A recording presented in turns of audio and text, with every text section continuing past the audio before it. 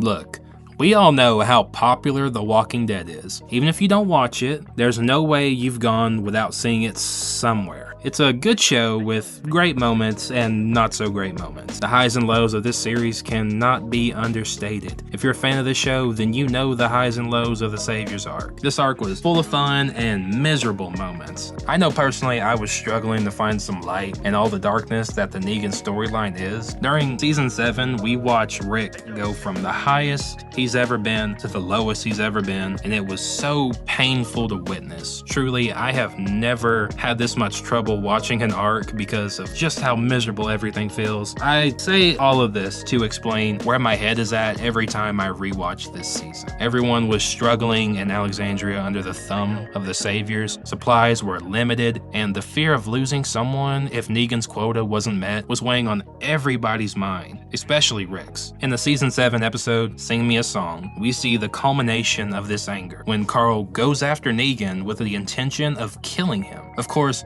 Negan's crazy ass respects Carl's attempt and spares his life. He takes him around his community and shows him how they live. This plot was just so anxiety-inducing for me because I didn't know what Negan was going to do. I thought he might kill Carl himself or take him to Alexandria and kill everyone in Alexandria because of what Carl did. Running in tandem with this plot was Rick and Aaron's supply run. They need to find supplies for the Saviors and they're desperate. We see them out scavenging and they climb over a gate, and that's where we see this sign. It's very ominous, but it's nothing, we haven't seen before. There's plenty of left behind messages on this show, and most of them are used to tell a smaller story. Usually they're unrelated to the plot unless it's a warning sign, like the famous "Don't Dead Open Inside." It's a fun way for the show to tell you, there's other people out there and there's other things going on. This sign, when first watching the episode, doesn't stand out much, but later in the episode, Rick and Aaron come out to a clearing, and that's when they find this. This time, the writer, who we find out is named Leslie William Starton, threatens the reader by saying, "I am armed with a Ruger 10-22 crack shot, can hit targets from 70 yards plus, AK-47s, grenades, try me, and several handguns and rifles of antiquity, collector/enthusiast. If you are not smart and have not listened to the first sign, you will not survive, and my conscience will be clear because you have been warned, and I will not hesitate to protect my home, my food, my supplies, my ammo. Congratulations, the only way you have possibly read this far without being shot is that I am dead. Have at it, assholes." They move past the sign hoping the last part is true, because whoever Leslie is, he is definitely serious and definitely dangerous. They reach a pond filled with over a dozen walkers, alongside with a dozen floating bodies. On the other side of this chaos is a dilapidated houseboat floating in the center of the pond. If Leslie was alive in there, they'd already been shot, but the state of the house says Leslie has been gone for a long time. They need the supplies in there, so they decide to use a bullet-riddled boat to reach the canoe closest to the houseboat. After a little bit of the episode, we cut back to them, and we see they've made significant progress, and they're at least halfway to the canoe and closest to the walkers. That's when they start to swarm in, grabbing at the boat and stopping Rick and Aaron from moving any further. Because of all the thrashing around, the boat begins to fill up with water, and Rick and Aaron fight them off. They successfully fend them off and paddle to the canoe. Rick crosses over into the boat, but Aaron is pulled into the water. After the writers unsuccessfully try to make us think that Aaron is dead, he pops back up and climbs onto the houseboat as Rick gets on board as well. It's here that we finally see Leslie William Starton. He's dead, and he's been dead for a long time. Rick and Aaron rummage through his stuff, finding a hilarious note, and Rick comments, "Looks like the only thing you ran out of was ammo." They eventually bring the houseboat to shore and load all the supplies into the back of their truck. It's a successful mission, even though later the supplies end up going right back to the Saviors, and Aaron gets beat up because of Leslie's hilarious note. Which is a good time to ask, why the hell didn't Aaron leave this on the boat? It makes no sense to me, and when the Saviors confront him about the note, he just babbles and doesn't explain anything. It's just so stupid that Aaron drops 50 IQ points for no reason. Anyways, I'm getting off the point.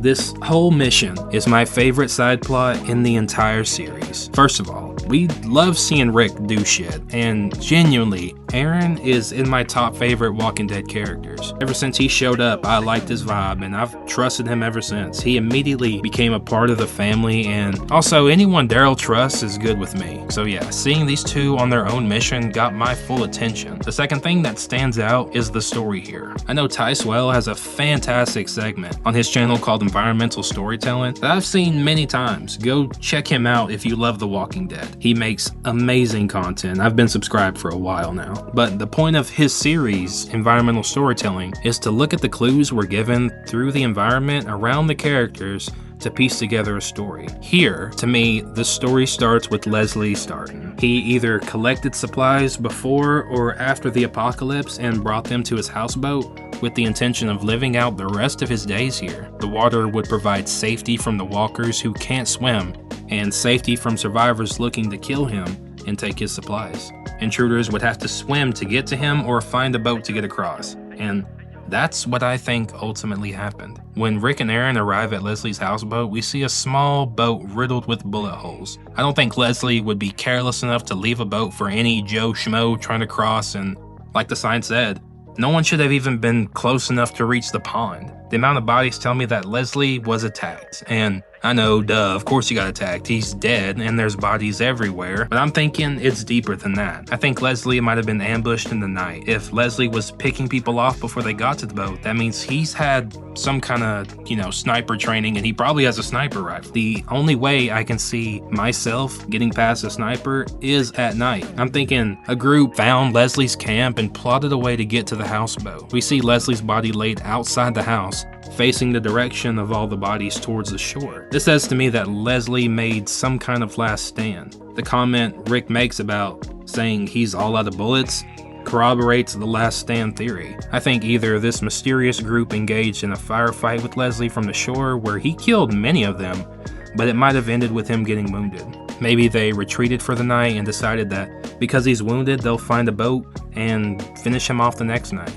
They snuck the boat to shore thinking it would be easy now that Leslie's injured, but Leslie fought back, filling the boat with holes, making them unable to cross. I'm sure some even tried to swim and were killed by Leslie, and some managed to get close. This walker here tells me that at least one made it to the boat. I'm sure Leslie exhausted all his ammo in this second confrontation, along with potentially getting shot a second time, leading him to fall back and bleed out right here where Rick and Aaron eventually find him. I'm thinking he might have got shot in the head, which stopped him from turning into a walker. So maybe someone got close and shot him and killed him. Maybe the person right there at the boat. I'm not sure. I'm just saying. There's lots of ways his story could have gone, but this makes the most sense to me based on all the clues. I think all the gunfire drew walkers to the area and increased the amount of undead in the water, making this area even more dangerous for future survivors trying to scavenge. Of course, these obstacles weren't gonna stop Rick, and hell, maybe he was the right asshole to find them. I just love the little side quests and the stories in this show so much. This world is so interesting when it gets fleshed out like this. I've struggled with enjoying the story of this show sometimes, but one thing that has never failed are these left behind stories. There's so many more of these that are incredibly interesting, but this one just sits above all of them for me. I love the setting of the houseboat on the water. I love the water walker minefield, and the lore of this random survivor is just so compelling. I'm a sucker for world building, and this is that at its finest. So yeah, that's my interpretation of Leslie Starton's houseboat story. My favorite side plot in the entire series. I hope you enjoyed hearing me talk about it, and if there's any stories like this that you love, let me know in the comments. Thank you for watching, and I'll see you in the next one. Peace.